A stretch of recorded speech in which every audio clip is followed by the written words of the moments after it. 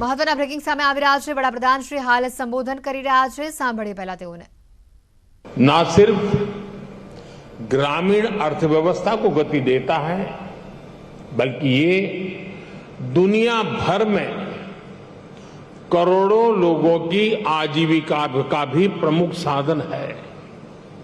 मुझे विश्वास है ये समिट आइडियाज, टेक्नोलॉजी, एक्सपर्टाइज और डेयरी सेक्टर से जुड़ी परंपराओं के स्तर पर एक दूसरे की जानकारी बढ़ाने और एक दूसरे से सीखने में बहुत बड़ी भूमिका निभाएगी। साथियों, आज का ये आयोजन ऐसे समय में हो रहा है जब भारत ने अपनी आजादी के 75 वर्ष पूरे किए हैं। ये भी संयोग है कि आज के इस आयोजन से भारत के 75 लाख से ज्यादा डेयरी किसान भी टेक्नोलॉजी के माध्यम से इस कार्यक्रम में हमारे साथ जुड़े हुए हैं। इस तरह की समिट के लिए और उसमें लास्ट माइल बेनिफिशियरी हमारे ऐसे ही किसान भाई बहन होते हैं। मैं वर्ल्ड डेयरी समिट में अपने किसान साथियों का भी स्वागत करता हूं, उनका अभिनंदन करता हूं। साथियों, पशुधन और दूध से जुड़े व्यवसाय भारत की हजारों वर्ष पुरानी संस्कृति का अभिन्न हिस्सा रहा है। हमारी इस विरासत ने भारत के डेयरी सेक्टर को कुछ विशेषताओं से सशक्त कर दिया है। इस समिट में दूसरे देशों से जो एक्सपर्ट आए हैं, मैं उनके सामने इन विशेषताओं का विशेष रूप से उल्लेख करना चाहता हूं। साथियों, विश्व के अन्य विकसित देशों से अलग भारत में डेयरी सेक्टर की असली ताकत छोटे किसान है। भारत के डेयरी सेक्टर की पहचान मास प्रोडक्शन से ज्यादा प्रोडक्शन बाय मासिस की है। भारत में डेयरी सेक्टर से जुड़े अधिकांश किसानों के पास या तो एक पशु है, 2 है या 3 पशु है। इन्हीं छोटे किसानों के परिश्रम और उनके पशुधन की वजह से आज भारत पूरे विश्व में सबसे ज्यादा दुग्ध उत्पादन करने वाला देश है। आज भारत के 8 करोड़ से ज्यादा परिवारों को ये सेक्टर रोजगार मुहैया कराता है। भारत के डेयरी सेक्टर की यूनिकनेस आपको अन्य जगह पर शायद ही कभी कहीं मिल जाए।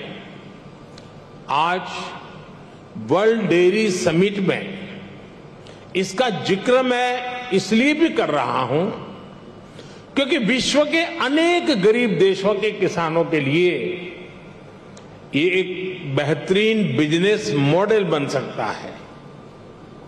साथियों, भारत के डेयरी सेक्टर की इस खासियत को एक और यूनिकनेस से जबरदस्त सपोर्ट मिलता है। हमारे डेयरी सेक्टर की दूसरी विशेषता है भारत का डेयरी कोऑपरेटिव सिस्टम। आज भारत में डेयरी कोऑपरेटिव का एक ऐसा विशाल नेटवर्क है जिसकी मिसाल पूरी दुनिया में मिलना मुश्किल है। ये डेयरी कोऑपरेटिव्स देश के 2 लाख से ज्यादा गांवों में करीब करीब 2 करोड़ किसानों से दिन में 2 बार दूध जमा करती हैं और उसे ग्राहकों तक पहुंचाती है। इस पूरी प्रक्रिया में बीच में कोई भी मिडलमैन नहीं होता और ग्राहकों से जो पैसा मिलता है उसका 70% से ज्यादा सीधा किसानों के जेब में ही जाता है। इतना ही नहीं, अगर मैं गुजरात राज्य की बात करूं तो ये सारे पैसे सीधे महिलाओं के बैंक अकाउंट में जाते हैं। पूरे विश्व में इतना ज्यादा रेशियो किसी और देश में नहीं है। अब तो भारत में हो रही डिजिटल क्रांति की वजह से डेयरी सेक्टर में ज्यादातर लेन देन बहुत तेजी गति से होने लगी है।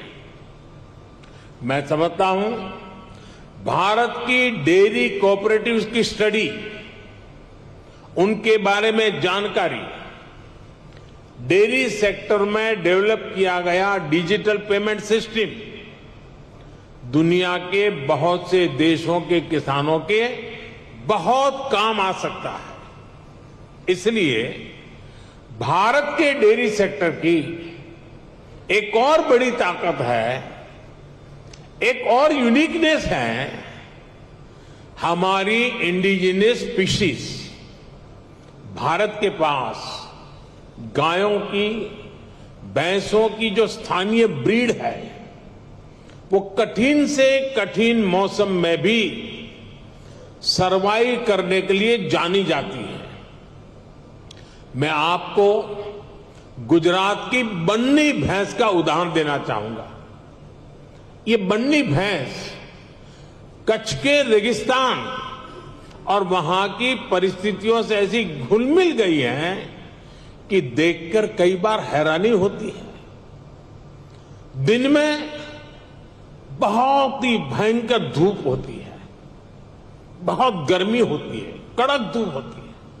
इसलिए ये बन्नी भैंस रात के कम तापमान में घास चरने के लिए निकलती है।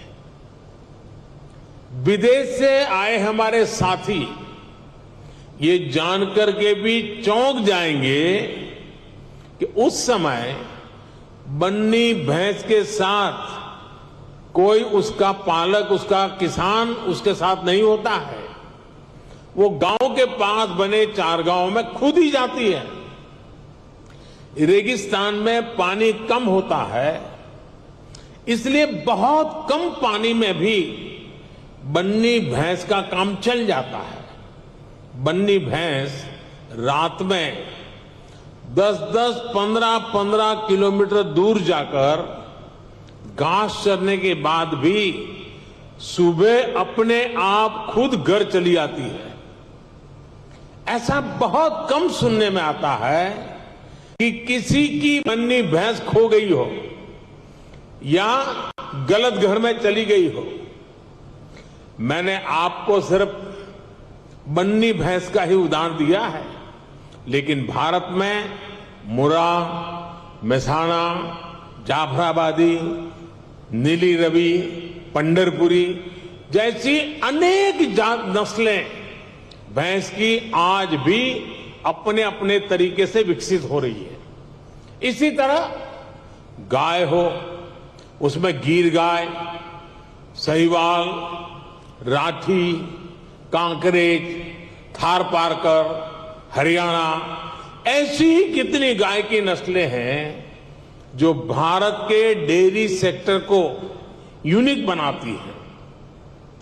भारतीय नस्ल के ये ज्यादातर पशु क्लाइमेट कंफर्टेबल भी होते हैं और उतने ही एडजस्टिंग भी। साथियों, अभी तक मैंने आपको भारत के डेयरी सेक्टर की 3 यूनिकनेस बताई है जो इसकी पहचान है। छोटे किसानों की शक्ति, कोऑपरेटिव की शक्ति और भारतीय नस्ले पशुओं की शक्ति मिलकर एक अलग ही ताकत बनती है।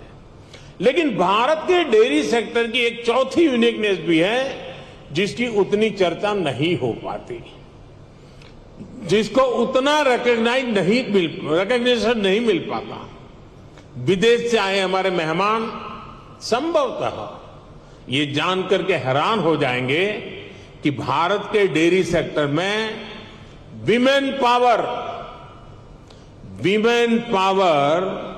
70% वर्कफोर्स का प्रतिनिधित्व करती है।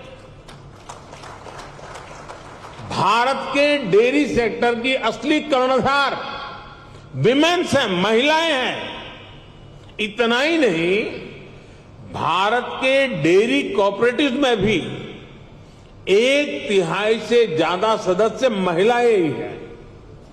आप अंदाजा लगा सकते हैं, भारत में जो डेयरी सेक्टर 8.5 लाख करोड़ रुपए का है, जिसकी वैल्यू धान और गेहूं के कुल प्रोडक्शन से भी ज्यादा है, उसकी ड्राइविंग फोर्स भारत के ग्रामीण क्षेत्र में रहने वाली महिलाएं हैं, हमारी माताएं हैं, हमारी बेटियां हैं। मैं वर्ल्ड डेयरी समिट से जुड़ी सभी महानुभावों से भारत की नारी शक्ति की इस भूमिका को रिकॉग्नाइज करने, इसे विभिन्न वर्ल्ड प्लेटफॉर्म्स पर ले जाने का भी मैं आग्रह करूंगा। साथियों, 2014 के बाद से हमारी सरकार ने भारत के डेयरी सेक्टर के सामर्थ्य को बढ़ाने के लिए निरंतर काम किया है। आज इसका परिणाम मिल्क प्रोडक्शन से लेकर किसानों की बड़ी आय में भी नजर आ रहा है। 2014 में भारत में 146 मिलियन टन दूध का उत्पादन होता था। अब ये बढ़कर 210 मिलियन टन तक पहुंच गया है, यानी करीब करीब 44% की वृद्धि।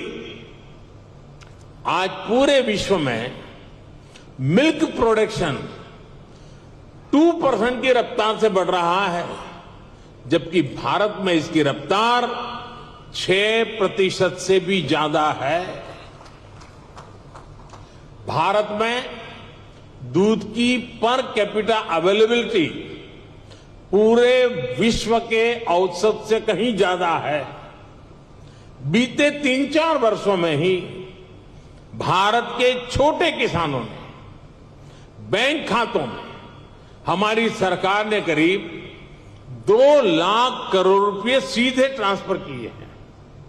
इसका बहुत बड़ा हिस्सा डेयरी सेक्टर से जुड़े किसानों के खातों में भी आया है। साथियों, आज हमारा फोकस देश में एक संतुलित डेयरी इकोसिस्टम के निर्माण पर है। एक ऐसा इकोसिस्टम जिसमें हमारा ध्यान दूध और उससे जुड़े उत्पादों की क्वालिटी पर तो है ही, बल्कि दूसरी चुनौतियों के समाधान पर भी है। किसान को अतिरिक्त आय, गरीब का सशक्तिकरण, स्वच्छता, केमिकल फ्री खेती, क्लीन एनर्जी और पशुओं की केयर, ये सभी आपस में जुड़े हुए हैं। यानी बुलेटिन में हाल रोकाઈશું એક બ્રેક માટે।